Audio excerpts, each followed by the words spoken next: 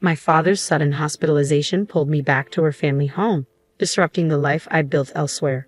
But upon my return 2 months later, I was greeted not by my husband but by a stranger. Stunned and disoriented, I struggled to comprehend the surreal scene unfolding before me. Who was this woman invading my space, and why was she here? Then my husband materialized, delivering the bombshell I never saw coming. "We've been divorced for 2 months," he announced coolly, adding insult to injury by revealing his plans to sell our home and claim the proceeds as alimony. Anger surged within me, boiling over at his callousness and self-interest. As his words sank in, a fierce determination ignited within me. "You have no idea what's coming," I seethed silently, vowing to reclaim control of my life. I'm Kathy, aged 42, and it's been 3 tumultuous years since I hurried into marriage on the cusp of 40. The once blazing flame of our love has dimmed to a mere flicker, overshadowed by the drastic changes in my husband, Bob, once the epitome of kindness. His transformation is staggering, leaving me yearning to scream out my frustration to the world. Just leave him, right? You might assume it's that simple, but for me, it's far more complicated. There's a reason I can't bring myself to walk away. My father, living alone back home, I can't bear the thought of burdening him with worry. My mother passed away before I even found love, let alone marriage, depriving her of the joy of grandchildren. Saying my final goodbyes to my mother without any significant news to share left a lasting mark on me. I couldn't bear to add to my father's concerns. Divorce isn't just about me, it's about sparing him unnecessary pain. Besides, I'm not particularly attractive or outgoing. Who would want a divorced woman in her 40s? If I end things, it's game over. So I resign myself to endure, repeating this mantra to quell any thoughts of leaving. Despite both my husband and I being full-time employees with similar incomes and work schedules, he acts as though he's the sole provider of our lifestyle. From the beginning of our marriage, he's assumed the role of the master of the house. "Where's my dinner? Why isn't it ready?" he demands upon my arrival home. "I've just walked in too. If you're hungry, why not help out?" I respond. "Why should I, a man, have to pitch in? Who do you think affords this lifestyle?" he retorts. Using gender as an excuse? That's outdated. Are people still making such chauvinistic remarks these days? I find myself constantly at odds with my husband, Bob, unable to contain my frustration. His responses to me are consistently patronizing, and this cycle has persisted for about a year now, with Bob's attitude only deteriorating. I've long ceased yearning for the way things used to be between us. To minimize our time together, I make a concerted effort to stay out on weekends and take breaks whenever possible. Being home with Bob, even on my days off, feels stifling. Thankfully, as long as I keep up with the housework, Bob remains silent on that front, a small silver lining in my unfortunate situation. Lately, I've taken to spending my days off exploring various cafes I've researched during the week, finding solace in their ambience and losing myself in books. Bob's been arriving home late on Fridays lately, seemingly burdened with tasks tied to his recent promotion. Capitalizing on the opportunity, I decided to take a detour on my way home from work that Friday. I stopped at the library to borrow some fresh reads for the weekend and swung by the supermarket to replenish our dwindling food supplies. With Bob likely still at work, I took my time browsing the aisles before finally heading home. However, upon my arrival, I was greeted by the unexpected sight of Bob landing on the couch, jacket discarded and engrossed in the television. His blatant laziness drew an exasperated sigh from me. Catching sight of me, he grumbled, "Hurry up and get dinner ready. How long do you expect me to wait? It's unusual to find you home on a Friday. I thought you'd be working late. Work finished early today. Now, get dinner on the table and run my bath."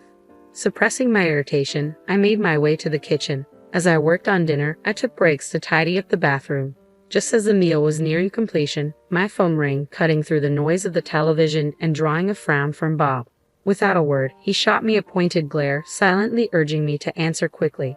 With a sense of urgency, I answered the call to hear a doctor on the other end informing me that my father had been rushed to the hospital.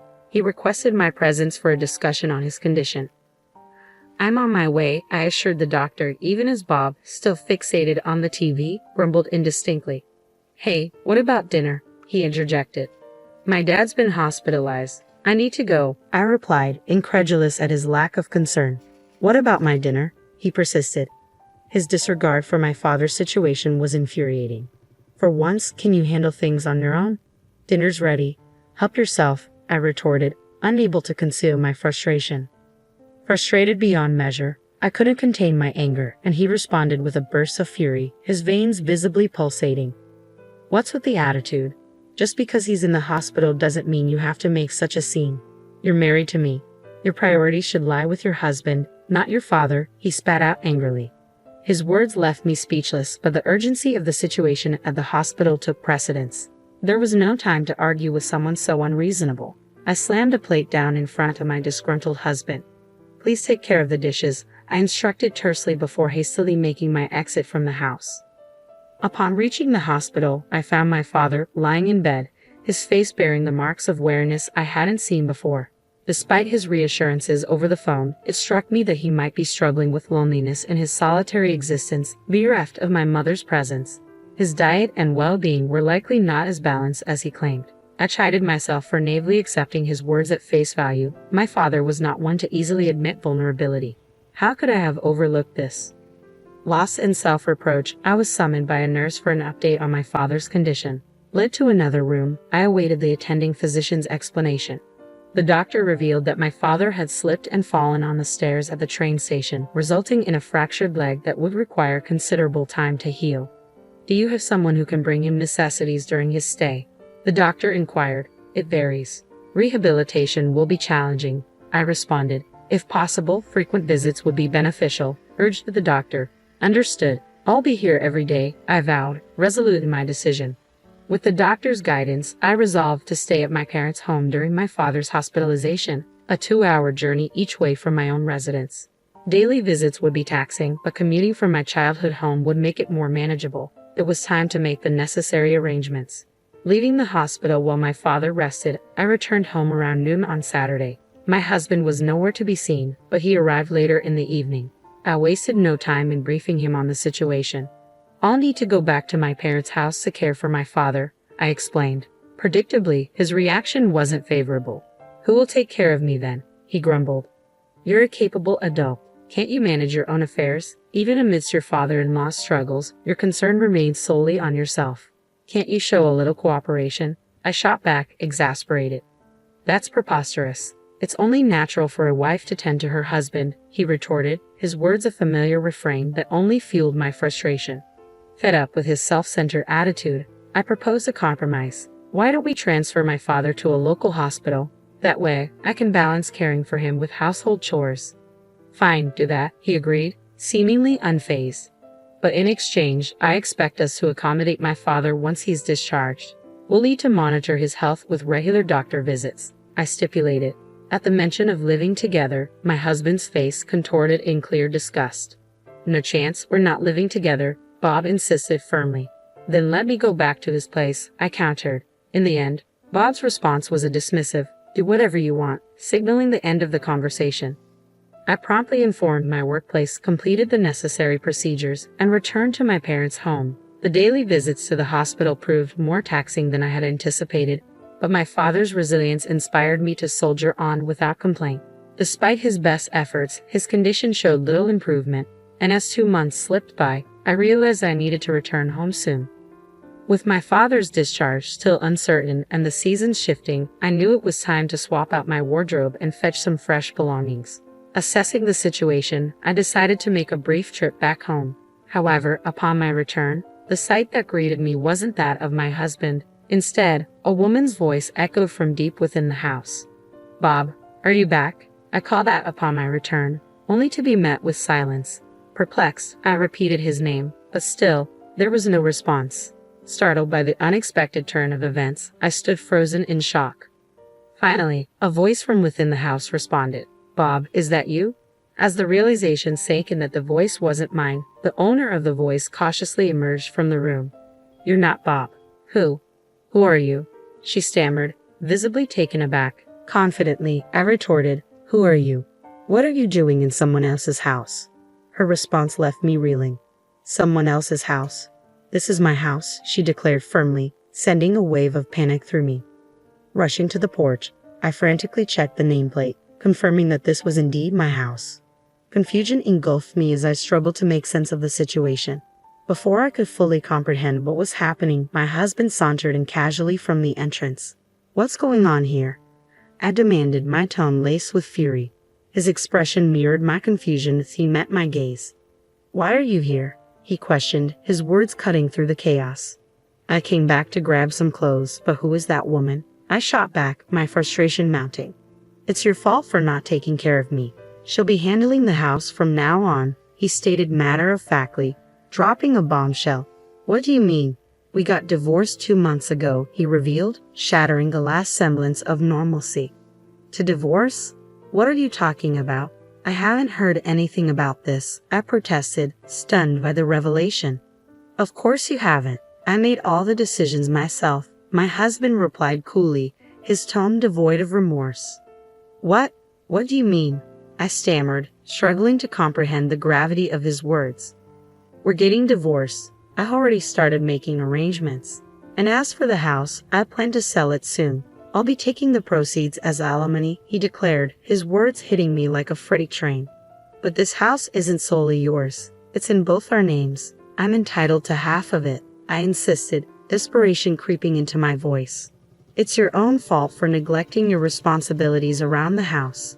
Give me all the proceeds from the sale," he retorted, his words dripping with contempt. "I haven't even signed the divorce papers yet, and yet you're already treating us as divorced. Regardless, if that's what you want, then fine.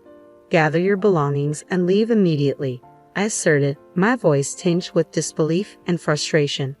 "That's a selfish thing to say," my patience wore thin, snapping at his callousness. "You don't understand anything," I added, my tone firm with conviction. He regarded me with skepticism. "What's left to discuss?